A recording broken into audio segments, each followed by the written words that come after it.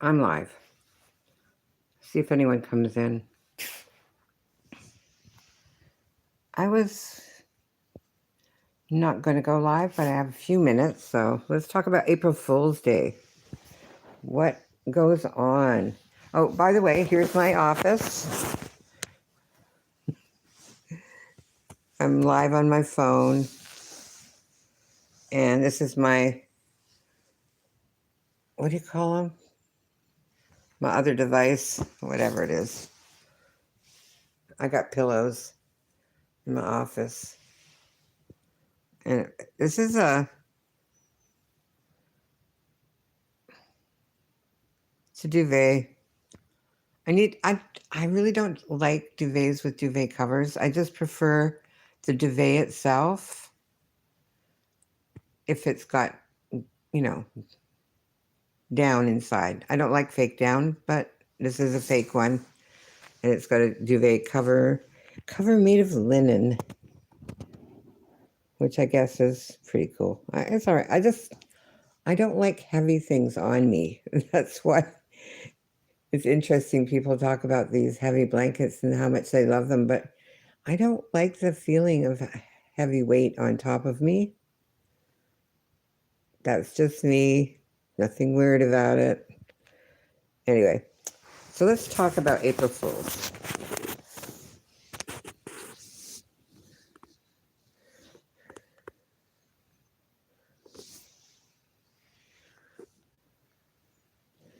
Now, they say it's the Western world. They don't know the actual origin of it. They think it might have been in France. I know the British just love it. It's like their favorite day. And in America, which, a lot of British people moved to America back in the day and kept with the thing, the media apparently participates. So I don't know, did Orson Welles' War of the Worlds radio broadcast, was that on April Fool's Day? I wonder if it was. Let's see. Let's look up. Famous April Fool's Day media jokes.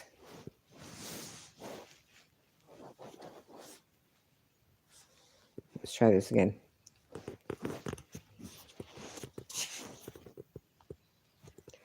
Famous April 1st media jokes.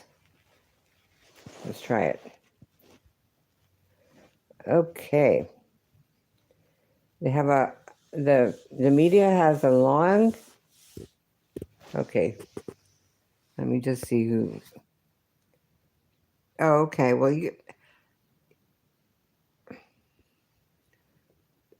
I don't know who you are because you just have no consonants in your name, but your comment was hidden by Google. Google didn't like whatever it was. So maybe translate it to English first and try again.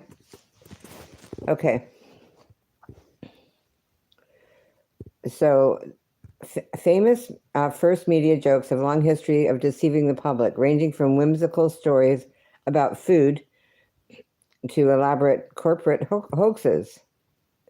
Some of the most iconic include the BBC's 1957 report on spaghetti trees and Taco Bell's 1996 claim that it bought the Liberty Bell. That's pretty funny, actually. Here are some of the famous April 1st media jokes.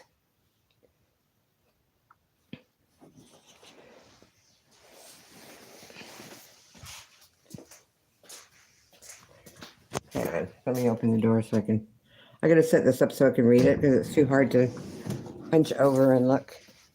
So I'm just gonna try and do this. Put this down for a second. Sorry if it's taking me a minute. Okay, so we've got the Swiss harvest, BBC 1957. The Swiss spaghetti harvest. And the BBC News shows Panorama aired a 3-minute segment showing a family in Switzerland harvesting spaghetti from trees. Many viewers believed it, and hundreds called to inquire how to grow their own spaghetti trees. Really? This is hilarious. Big Ben becomes digital. BBC, 1980. The BBC World Service. See, it's the British. They love this stuff. Announces that Big Ben, in an effort to modernize, was going digital and would be renamed Digital Dave. Some listeners were outraged.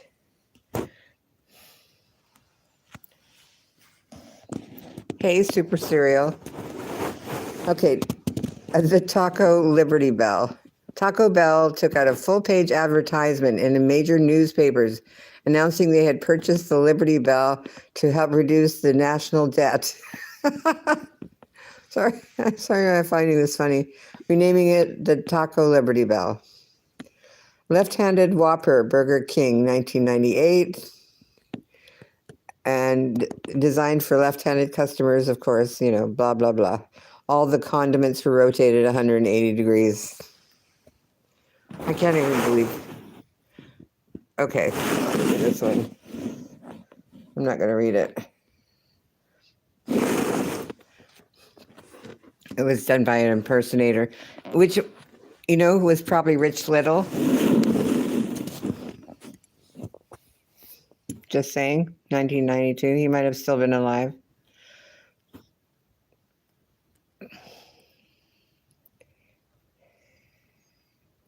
I'm going to look up the War of the Worlds, though. Orson Welles' War of the World was broadcast on what date? It was actually October 30th, 1938. It was a Halloween episode, but, it was a thought. I thought it might have been an April Fool's Day joke.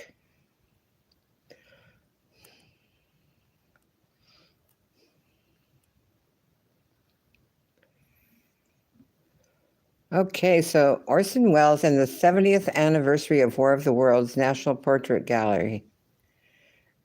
It was in 18...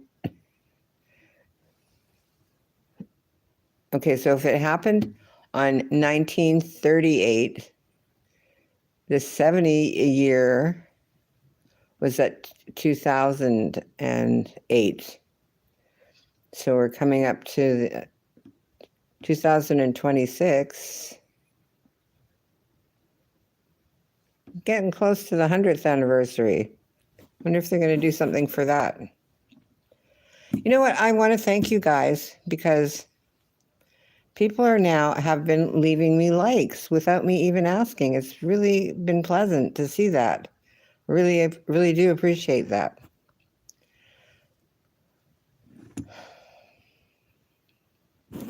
Okay. That was Orson Welles' fake news. War of the Worlds at 80.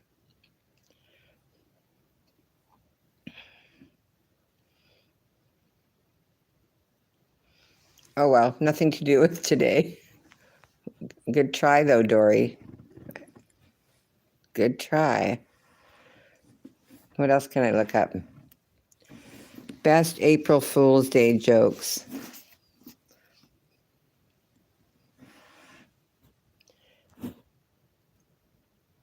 Okay, we got a lot of YouTube videos popped up for that.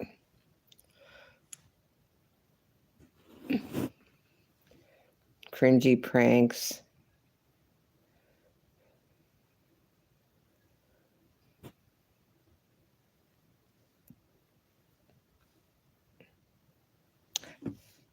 Hi, new people. Would you like to go ahead and subscribe to my channel? I go live usually on Saturdays and maybe once or twice during the week. This will be the once. However, I try to do panels on Saturdays because more people are available on Saturday to do that.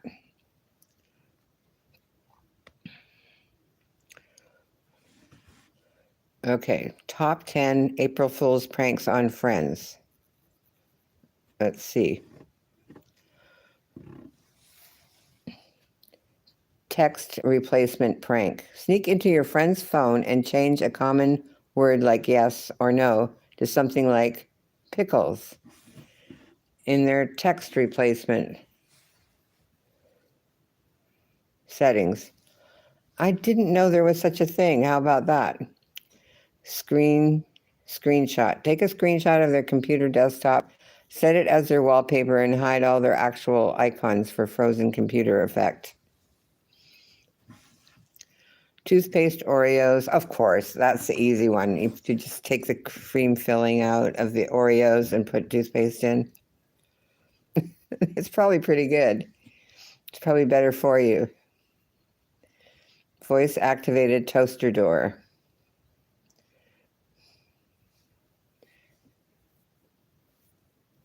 Oh, place a pinned sticker on an office door, toaster, or toilet. It says voice activated to watch them talk to an inanimate object. That's pretty funny too. Unbreakable cereal. Oh yeah, you prepare a bowl of cereal and milk the night before and freeze it. And watch them try to get their spoon through it. So this is a good one to play on your kids. It's spring break though, they're not going to school. That's pretty funny though. Brownies. Tell your friends to make brownies, but instead of baking brownies, cut the letter E out of brown construction paper and serve them in a covered pan. Hilarious. Gladys. Yes, they get their own day. I'm just doing the top 10, then I'm going to go. Okay. This is going to be a short video. Fake parking ticket. Print out a fake parking ticket and place it on your friend's car windshield to give them a brief scare. You know, I used to do that when I didn't, because I had an old car. So sometimes it would break down like in the weirdest places. So I had this envelope that I used as a fake parking ticket, and I wrote on it, and I would put it when I had to when I had to park my car in a no parking zone. I would put a ticket, this envelope underneath my windshield wiper, so it looked like that I had received a ticket. So they would it actually worked. Oh my gosh, that's pretty funny. I'll tell you that story one day. And then the broken toilet, of course. Place a small raw noodle under the toilet seat to create a loud snapping sound when someone sits down. Everyone knows the one about the saran wrap, I suppose. Okay, so that was my April Fool's Day. I spent it at the library with my grandson, and he played his video game at the library. They have a nice library here, I have to say. So since the kids were off school, there were a lot of kids there today. So everyone have a great day. Don't scare your neighbors, okay? They could have guns. Talk to you later. Bye.